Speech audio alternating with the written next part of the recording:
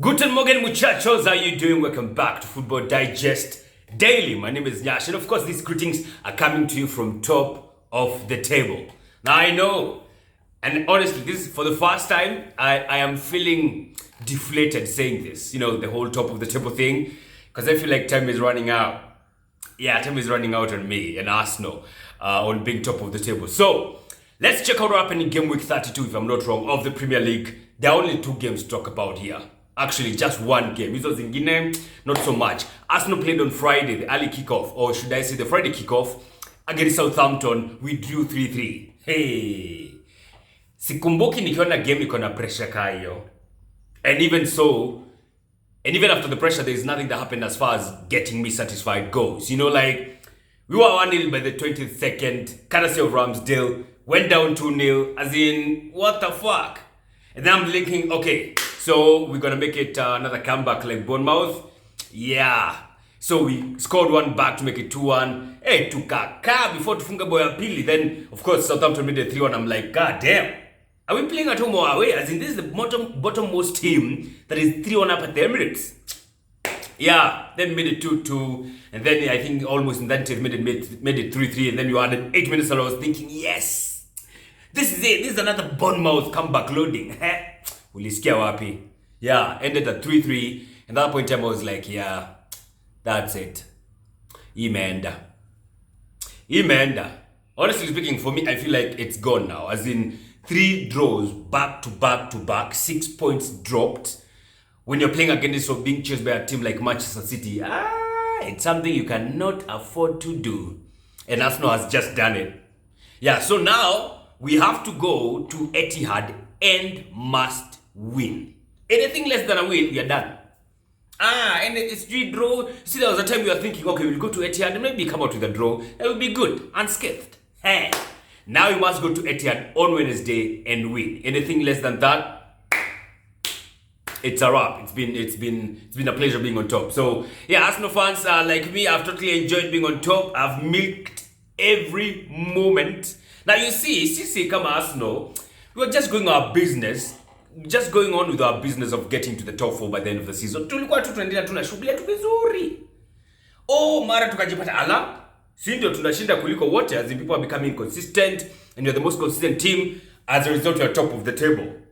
As a result, Arsenal is contending for the league, and yeah, of course we were contending for the league. I'm not gonna shy away from that. But of course, contending for the league was not a major business when you were starting the season.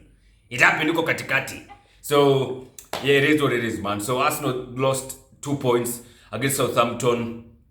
Ramsdale Tupeana. I mean, I feel like in the last 3 games, it has been down to individual mistakes. The Liverpool game, I can pin it on Xhaka. His confrontation with Trent got the Anfield crowd, all riled up. Zinchenko kapigwa nutmeg. Well, it happens in football, but still. West Ham, down to Thomas Partey. What do you call this guy? Bukayo Saka missing a penalty, could have made it a different ball game altogether. Against Southampton, Ramsdale howler. What was that? So yeah, it's been down to individual mistakes, and I feel like now we're seeing the inexperience in Arsenal as far as contending for the league goes. These guys, you can see, I want to experience. It's coming to the fore. Yeah, I feel like it's coming to the fore, the lack of experience. And when you consider the teams like Manchester City saying they want to roll the juggernaut, like when you're coming to the end of the season, they are, the time was just steamrolling. Like they're obliterating everything that comes in their way. Equal in Champions League, equal in the FA, equal in the Premier League, and all of a sudden now in the talk of they're in the treble talk now, at our expense. Yeah, crazy. Speaking of Manchester City, they were playing on Saturday in the FA Cup, and the FA Cup final is gonna be a Manchester derby. Yes, City annihilated Sheffield United 3-0 by one man like Mahrez, who in the Premier League mekwanga wapi by the way. It's crazy. Mahrez for Premier League ajakuwa all season, then boom, he scores a hat-trick in the FA Cup. Yeah, so Manchester City beat Sheffield United 1-0. Manchester United were playing against Brighton yesterday. That game ended in a 0-0 draw till the 120th minute. Boring ass shit. But Bournemouth were knocked out on penalties 1-0. Solly March missing. Solly March was so influential with March.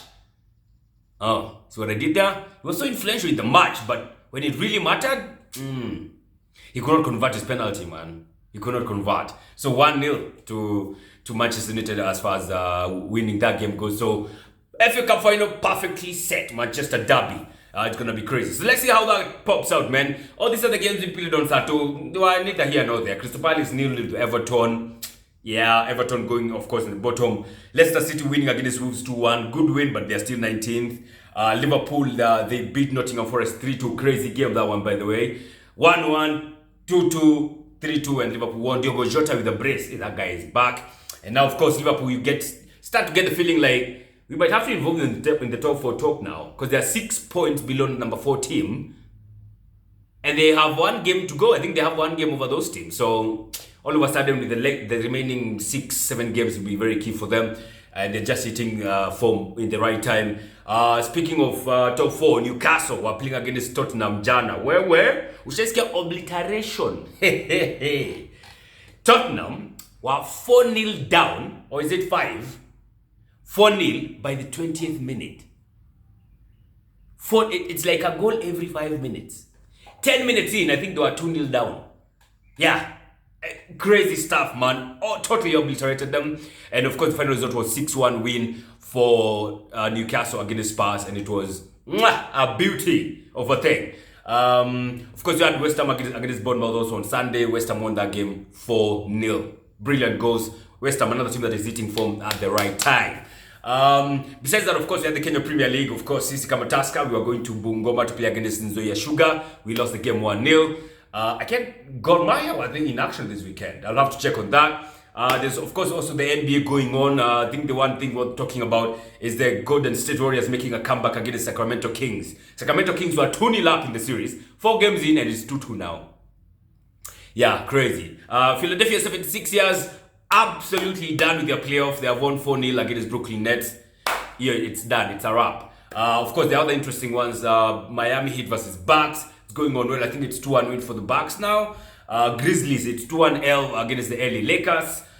Which one was talking about? The Phoenix Suns, I think they're 2-1 up against, which team is this? No, it's not the Knicks. Phoenix Suns wanacheza na nani? And it's not the Cavaliers. I can't recall who the Phoenix Suns are up against. Needless to say, Boston Celtics, they are totally obliterating the Hawks. Yes. And also Denver Nuggets against Minnesota Timberwolves. No. Is it Minnesota Timberwolves? Yeah, but Denver Nuggets are doing a bit on that team, man. I think that one is almost done and dusted for them. So that's what popping, man. Don't forget this week we shall be having the podcast coming out. Of course, I hope you checked out the previous one. It was super interesting. We also had a super interesting quiz. This week we shall also be having the F1 segment called the Pitboard dropping sometime on Thursday. So be on the lookout for that. All right, that's all for now, folks. Have a fantastic week. Tupatane in the podcast. And of course, sisi kama Arsenal, we wait our D-Day, our do or die day, which is Wednesday, when you go up against Manchester City at Etihad. May God be with us. It's a wrap.